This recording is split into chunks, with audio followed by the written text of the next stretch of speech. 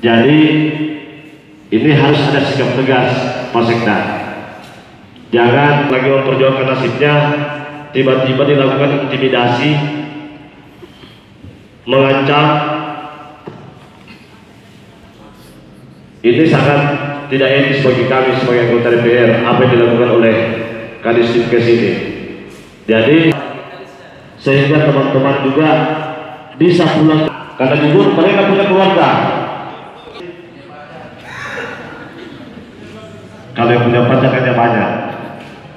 Jadi hanya itu Pak Sekda yang saya sampaikan. Sudah lelah di DPR ini, kami punya juga data DPR ini lebih peka. Teman-teman, mulai dari kemarin sampai tadi siang